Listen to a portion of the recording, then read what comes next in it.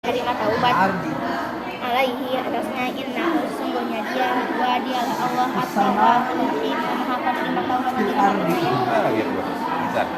Bumi mustaqarrun tempat menetap pemata'un dan kesenangan ilahirin pada waktu tertentu.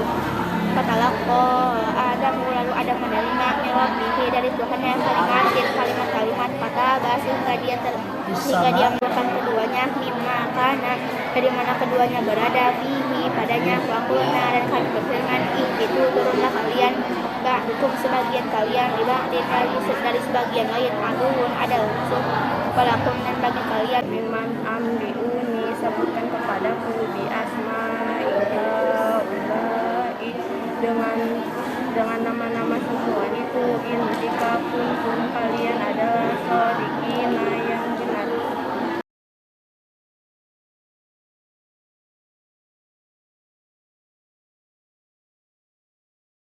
Pak, yang menarik untuk saya tanyakan, tadi ada 3 seri buku ya Bapak ya, yang memuat di situ adalah Quran Surat Al-Baqarah ya di juz 1. Kenapa memilih Surah Al-Baqarah? Apa karena memang di awal surat atau bagaimana? Ada ini nggak Bapak? Iya, ada filosofi khususnya nggak? Kenapa sih harus Al-Baqarah? Kenapa nggak juz 30 aja yang anak-anak sudah banyak yang hafal, jadi tinggal mengartikan begitu?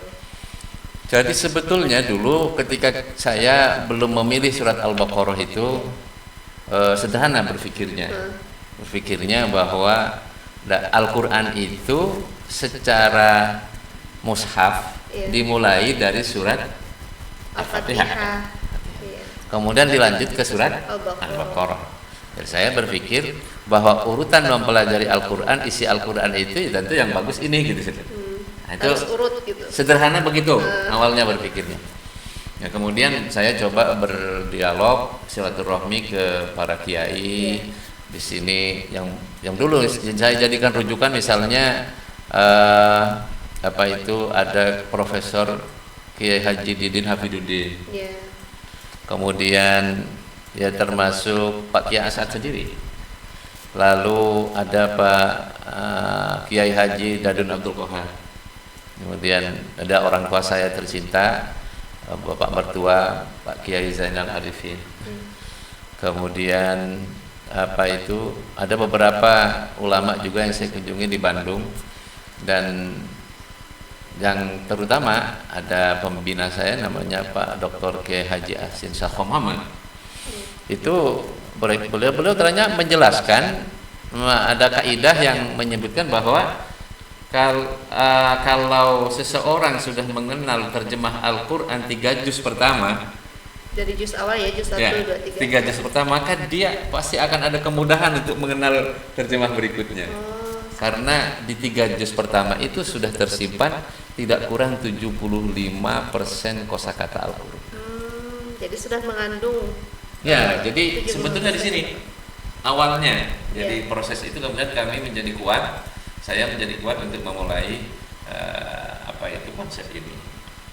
Nah, sehingga terus disusun secara urut begitu, dan ini jadi modal. Kalau nanti sudah terbiasa menerjemahkan minimal 1 juz, anak kesananya dia akan sudah punya cara ya. Sudah punya cara. Jadi apalagi kalau diselesaikan sampai 3 juz.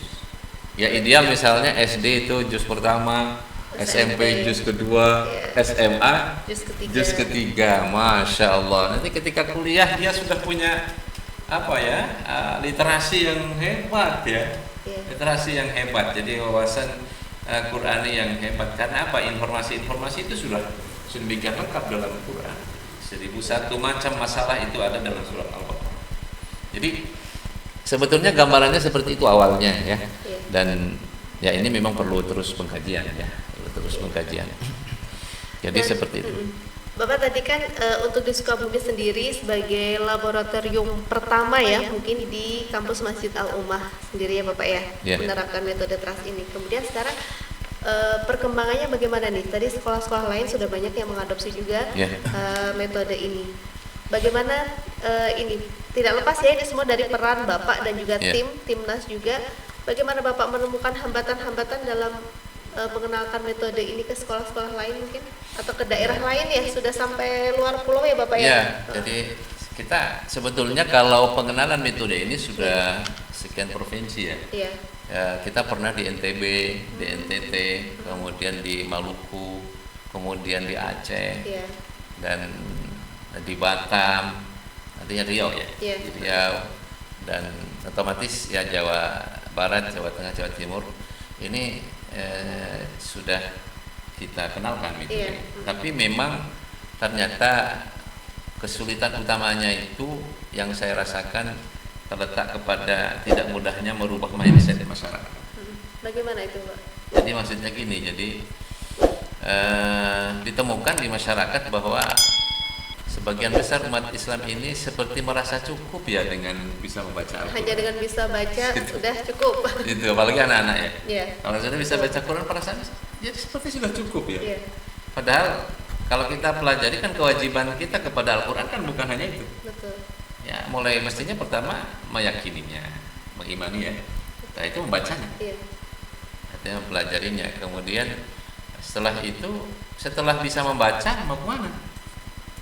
Membaca dengan seluruh kaidahnya ya. Iya. Sesuai dengan ribut tajwid ya, sesuai dengan riwayat. Iya. Ya, jadi, nah kemudian di sini harusnya ini kan diteruskan kewajiban berikutnya memahami, bahkan menghafalkan. Iya. Karena idealnya terhadap Al-Quran ini hafalan kita harus terus ditingkatkan. Jadi jangan berhenti di 12 surat. 12 surat, surat-surat pendek semua. Kulhu. Dan mulai dari apa itu Al-Asr ya, surat Al-Asri dan Iya. sampai surat An-Nas. Iya. Itu umumnya berhenti di situ. Mengapa kita tidak hafalkan bagian-bagian tertentu dalam surat Al-Baqarah? Mengapa kita tidak hafalkan bagian-bagian tertentu, kalau tidak semuanya ya, Iya. dari surat Ali Imran? Ali.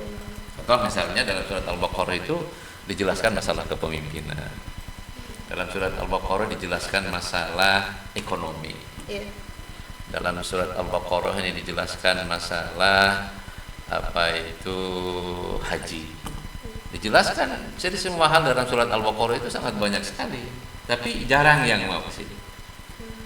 Nah ini yang kemudian merubah mindset masyarakat ini, sehingga bukan hanya kalangan biasa ya, tapi juga di kalangan guru-guru lagi susah sekali.